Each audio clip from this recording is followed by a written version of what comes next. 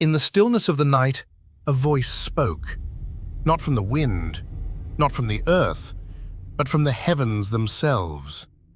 It called Abraham by name, and what it asked of him was unthinkable. Take your son, your only son, the one you love.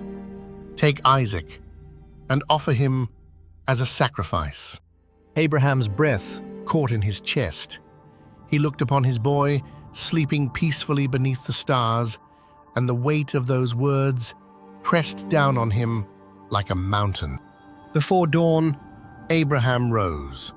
He split the wood, he saddled the donkey, and he said nothing. For 3 days, father and son walked together toward a place called Moriah. The desert stretched out before them, vast, golden, and indifferent. Every step felt heavier than the last. The sun beat down on their shoulders, and the dust rose beneath their feet like prayer returning to the earth. Isaac walked beside his father, innocent, trusting, unaware of the storm raging behind the old man's eyes. Abraham's hands trembled, but his feet did not stop. He had been given a promise once that through this boy, nations would rise. And now, he was being asked to lay that promise on an altar of stone. Then Isaac spoke.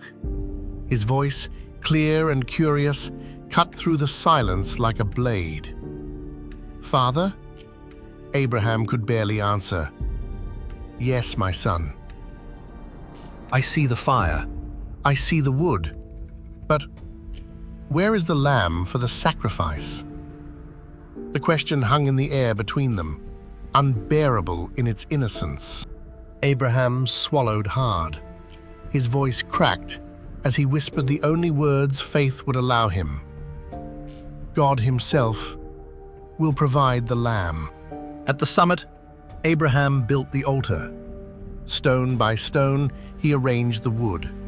His movements were slow, deliberate, as if each motion might be his last act of devotion. Then he turned to Isaac. And Isaac understood. The boy did not run. He did not cry out. He lay down upon the wood, looking up at his father with eyes full of trust. Abraham bound his son's hands. He reached for the knife. His grip was steady, but tears streamed down his weathered face. Faith had brought him to the edge of everything, and now it asked him to step beyond it. He raised the blade. And then a voice, blazing and urgent, split the sky. "Abraham, Abraham, do not lay your hand on the boy!" The knife stopped. Abraham's arm fell. His whole body shook as the voice continued.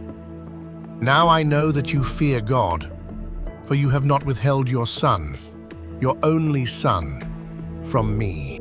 Light poured over the mountain like a river breaking through a dam. Abraham collapsed beside his son, pulling him close, weeping, not from sorrow, but from a relief so deep it had no name. Then Abraham lifted his eyes. There, caught in a thicket by its horns, stood a ram. God had provided. As the smoke of the offering rose into the amber sky, Abraham named that place, "The Lord will provide." And to this day, on the mountain of the Lord, it shall be provided. For this was never about the sacrifice. It was about the surrender. And in that surrender, Abraham found the deepest truth of faith, that what we are willing to give back to God, God will never truly take away.